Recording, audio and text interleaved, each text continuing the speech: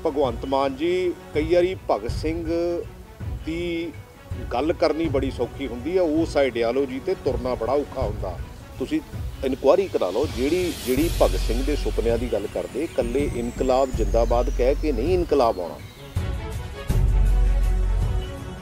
क्योंकि लोकी ਤਾਂ ਅੱਜ ही शुरुआत ਦੇ ਵਿੱਚ ਹੀ ठगे ठगे महसूस करते भी ਜਿਹੜੇ ਪੰਜਾਬੀਆਂ ਨੇ ਇਹਨਾਂ ਨੂੰ एडा ਵੱਡਾ मैंडेट ਦਿੱਤਾ ਤੇ ਉਹ ਪੰਜਾਬੀਆਂ ਨੂੰ ਕੋਈ ਇਦਾਂ ਦੀ, ਕਿਉਂਕਿ ਭਗਵੰਤ ਮਾਨ ਜੀ ਨੇ ਕਿਹਾ ਸੀਗਾ ਕਿ ਹਾਂ ਵੀ ਬੀਬੀ ਖਾਲੜਾ ਵਰਗੇ ਬੰਦੇ ਜਿਹੜੇ ਰਾਜ ਸਭਾ 'ਚ ਜਾਣੇ ਚਾਹੀਦੇ ਆ, ਤਾਂ ਫਿਰ ਮੈਨੂੰ ਲੱਗਦਾ ਕਿ ਕੋਈ ਪੰਜਾਬ ਲਈ ਬਦਲਾਅ ਦੀ ਗੱਲ ਵੀ ਹੋਣੀ ਸੀ ਤੇ ਭਗਤ ਸਿੰਘ ਦੀ ਸੋਚ ਤੇ ਕਿਤੇ ਨਾ ਕਿਤੇ ਪਹਿਰਾ ਦਿੱਤਾ ਵੀ ਹੋਣਾ ਸੀ। ਜਿਹੜੀਆਂ ਪਿਛਲੀਆਂ ਸਮੇਂ ਦੀਆਂ ਸਰਕਾਰਾਂ ਸੀ, ਚਾਹੇ ਉਹ ਅਕਾਲੀ ਦਲ ਦੀ ਸੀ, ਚਾਹੇ ਉਹ ਕਾਂਗਰਸ ਦੀ ਸੀ, ਤੇ ਉਹਨਾਂ ਦੀ ਜਿੱਦਾਂ ਦੀ ਚੀਰ ਫਾੜ ਹੁੰਦੀ ਸੀ, ਆਪਾਂ ਇਦਾਂ ਦੀ ਚੀਰ ਫਾੜ ਹੀ ਕਰਨੀ ਆ, ਕਿਉਂਕਿ ਡੈਮੋਕ੍ਰੇਸੀ ਦੀ ਬਿਊਟੀ ਇਹ।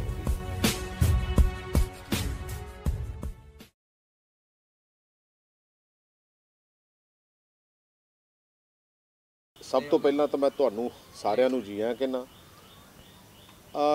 ਅੱਜ ਜਿਹੜਾ ਵਿਧਾਨ ਸਭਾ ਦੇ ਵਿੱਚ ਸਾਡੇ ਚੀਫ ਮਿਨਿਸਟਰ ਸਰਦਾਰ ਭਗਵੰਤ ਸਿੰਘ ਮਾਨ ਜੀ ਨੇ ਜਿਹੜਾ ਇੱਕ ਰੈਜ਼ੋਲੂਸ਼ਨ ਲਿਆਂਦਾ ਕਿ भगत सिंह, बाबा साहब अंबेडकर ते नाल प्रपोज किया प्रताप बाजवा जी ने कि महाराजा रणजीत सिंह का जिहड़ा स्टैचू जिहड़ा लाया जाए, मैं उन्होंने वैलकम भी करदा और चीफ मिनिस्टर साहब का धन्यवाद भी करदा। एक मैं इहनूं कंटीन्यूटी दे विच गल करनी चाहुंदा, जिहड़े 5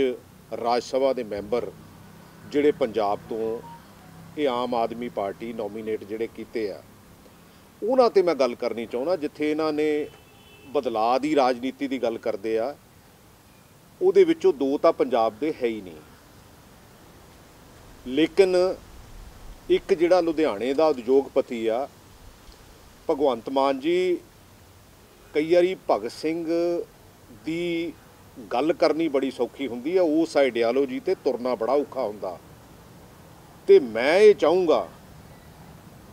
कि मैनू तो बहुत कुछ पता उस बारे, लेकिन जे तुसी, क्योंकि शुरुआत चंगी आ, कल नूं 23 मार्च भी है, तो जे किते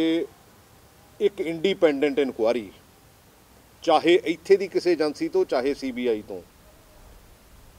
ये करवा के देख लैण कि हाँ भी ये वाकई बदलाव की राजनीति आ,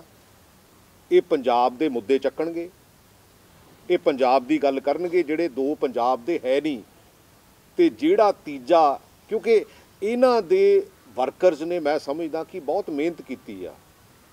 और मैंडेट भी बहुत वड्डा मिलिया। 92 जिहड़े मैंबर बने हैगे आ, मैंडेट भी बहुत वड्डा,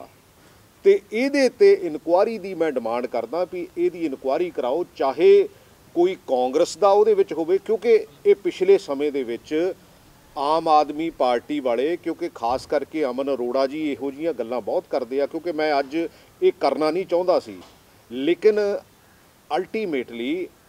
असी कई बारी गल्लां दे विच ये चीज़ां सोच लैंदे आ, पर उस आइडियालोजी नूं अपनी जिंदगी दे विच लैके आउणा बहुत औखी गल है। सो इहदे लई एक इनकुआरी कराओ और उस इनकुआरी दे विच फिर सारिआं नूं पता लग जू, और टाइमबद्ध तरीके नाल। ये ना होवे भी हाँ भी जो, क्योंकि जो साडियां मान लो साडियां सरकारां ने कीता, लोकां ने फतवा देता, तुसीं ये कहोगे कि हाँ भी तुहाडा होया, जां लोकां ने फतवा दिता, लोकां ने बेसिकली सानू सज़ा दित्ती। लेकिन अज क्योंकि नवीं सलेट है, मैं कल भी भगवंत मान जी नूं कहा सी भी हुण आपां नवीं शुरुआत करनी आ, अपने को लाइबिलिटी नहीं है, तो इस लाइबिलिटी दे विच आपां उस इशूज़ नूं खड़ा रखीए। सो अज इशू अपना जिहड़ा वो ये हैगा, और मैं भगवंत मान जी नूं रिक्वेस्ट करदा कि इहदे च समाबद्ध तरीके दी इनकुआरी करो, ताकि दुੱਧ ਦਾ ਦੁੱਧ पानी ਦਾ पानी हो जाए, क्योंकि लोकी ਤਾਂ ਅੱਜ ही शुरुआत ਦੇ ਵਿੱਚ ਹੀ ठगे ठगे महसूस करते भी ਜਿਹੜੇ ਪੰਜਾਬੀਆਂ ਨੇ ਇਹਨਾਂ ਨੂੰ एडा ਵੱਡਾ मैंडेट ਦਿੱਤਾ, तो वो ਪੰਜਾਬੀਆਂ ਨੂੰ कोई इदां दी, क्योंकि भगवंत मान जी ने कहा सीगा कि हाँ भी बीबी खालड़ा वर्गे बंदे ਜਿਹੜੇ राज्य सभा 'ਚ जाने चाहिए आ, ये लोक सभा ਦੇ ਵਿੱਚ इलैक्शन नहीं लड़ के जाने चाहिए, और किसान 1 साल सवा साल स्ट्रगल करते रहे और मैनू नहीं लगता भी इन्हों ने किते भी किसानों को सपोर्ट किया होवे, लेकिन सब तो वध ठीक है बेनीफिट आम आदमी पार्टी को मिलिया, but at the same time जे उन्हां चों कोई हुंदा जां बीबी खालड़ा वर्गी हुंदे तो फिर मैनू लगता कि कोई पंजाब लई बदलाव की गल भी होनी सी ते भगत सिंह की सोच ते किते ना किते पहरा दिता भी होना सी। सो मैं तो ये डिमांड करदा और क्योंकि ये हजे शुरुआत हैगी आ, हजे भी भगवंत मान जी मैं तुहानू एक छोटी जी गल ये भी कही सी भी दिल्ली वल ध्यान थोड़ा जिहा रखियो कि दिल्ली कई बारी खराब खरूब करदी आ ते तुसीं भी ते उन्हां ने भी मैनू कहा सी भी किहड़े वाली, मैं क्या आपां दिल्ली तो एक ही हैगी आ, पंजाब भी एक ही हैगा। सो इस करके मैं इन्नी क गल जिहड़ी क्योंकि जिहड़ा इन्हां दा जिहड़ा वर्कर है वो अज दी हुणे महसूस करन लग पिया भी हाँ भी ये पंजाब दे विचों कोई इन्हां नूं चंगा जिहड़ा बंदा नहीं लभ्या। और मैं खास करके जिहड़ा डेमोक्रेसी का चौथा पिलर है जिहड़ा मीडिया उन्हां नूं भी बेनती करदा हैगा, क्योंकि ਜਿਹੜੀਆਂ ਪਿਛਲੀਆਂ ਸਮੇਂ ਦੀਆਂ ਸਰਕਾਰਾਂ ਸੀ, ਚਾਹੇ ਉਹ ਅਕਾਲੀ ਦਲ ਦੀ ਸੀ ਚਾਹੇ ਉਹ ਕਾਂਗਰਸ ਦੀ ਸੀ, ਤੇ ਉਹਨਾਂ ਦੀ ਜਿੱਦਾਂ ਦੀ ਚੀਰ ਫਾੜ ਹੁੰਦੀ ਸੀ ਆਪਾਂ ਇਦਾਂ ਦੀ ਚੀਰ ਫਾੜ ਹੀ ਕਰਨੀ ਆ, ਕਿਉਂਕਿ ਡੈਮੋਕ੍ਰੇਸੀ ਦੀ ਬਿਊਟੀ ਇਹ ਹੈਗੀ ਆ ਵੀ ਮੈਂ ਤਾਂ ਕਿਹਾ ਯਾਰ ਤੁਸੀਂ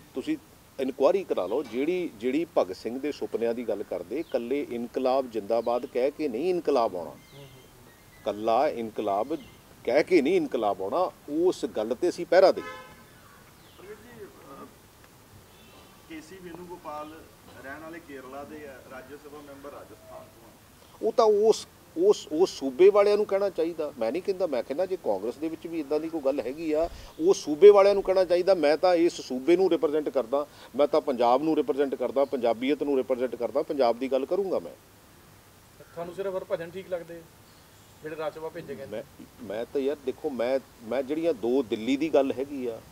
एक ਜਿਹੜਾ एक टेंटेड बिजनेसमैन है मैं उसकी गल की है।